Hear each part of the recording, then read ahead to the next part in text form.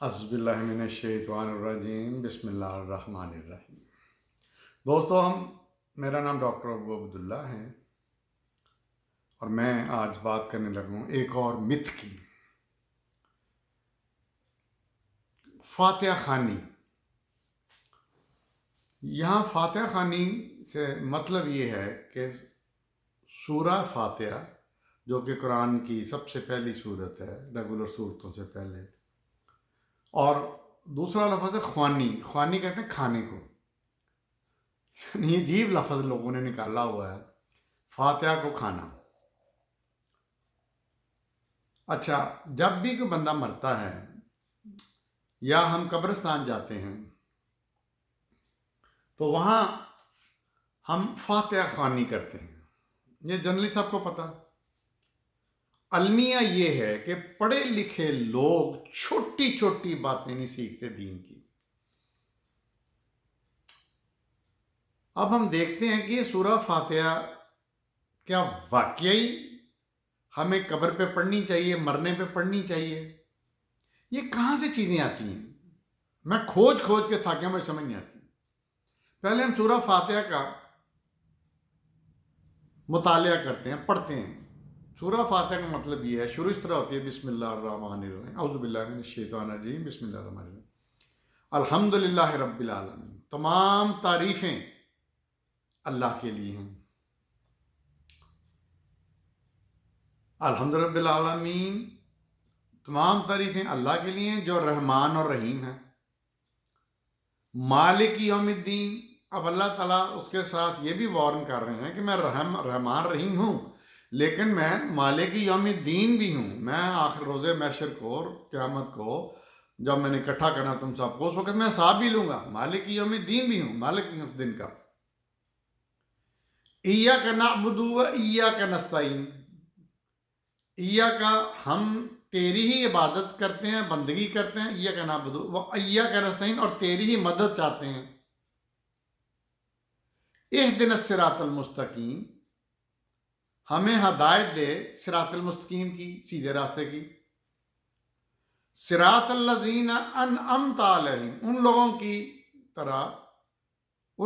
طرح کا راستہ ہمیں دکھا، ہدایت دے جو جن پہ تو نے انعام کیا، انعام کیا علیہم، ان پہ انعمت علیہم۔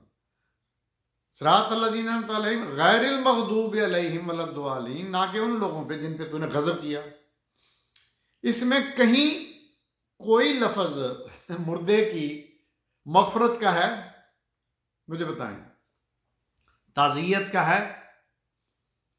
یہ تو دعا زندوں کے لیے پڑھی جاتی ہے، زندہ لوگوں کو پڑھنی چاہیے جو جیتے ہیں۔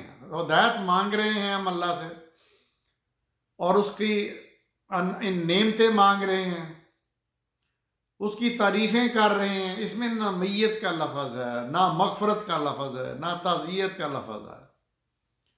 یہ کہاں سے چیزیں آتی ہیں میں نہیں سمجھ سکا۔ لیکن ہر جگہ ایک ہی چیز، ایاک نعبد و فاتحہ خوانی کرنی ہے جی۔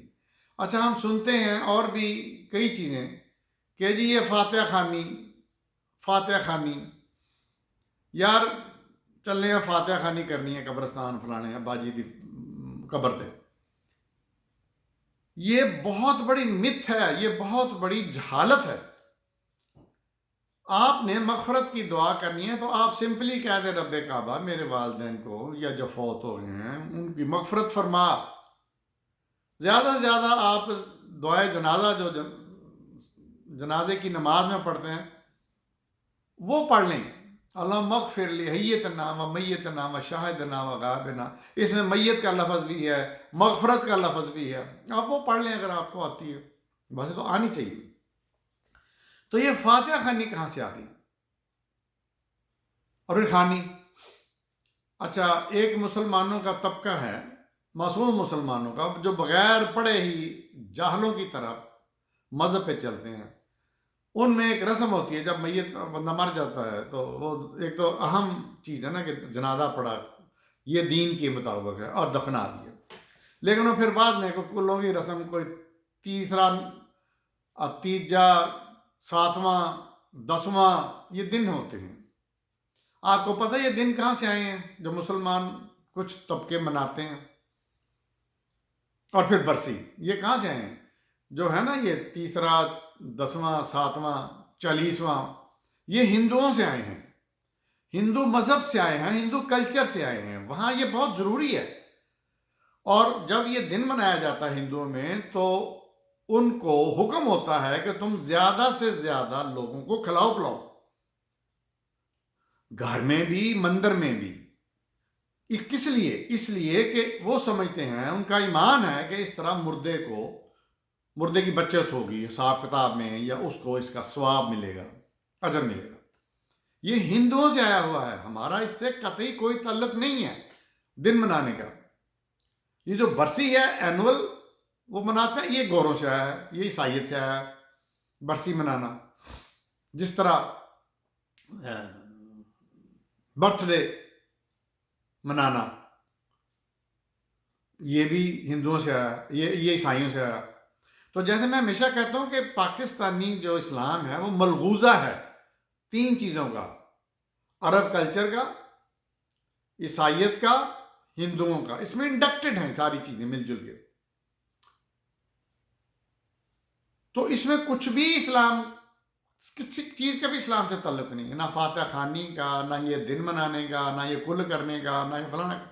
وہ کل کی رسم جو میں نے تحقیق کی ہے وہ اتنی سی ہے کہ جب آدمی مر جاتا تھا تو اب جو موقع پہ پہنچے اس وقت ہونا، پہلے زمانے میں نہ ٹی وی تھا، نہ یہ فون تھے، نہ سیل فون تھے، کمیونیکیشن تھے ہی نہیں.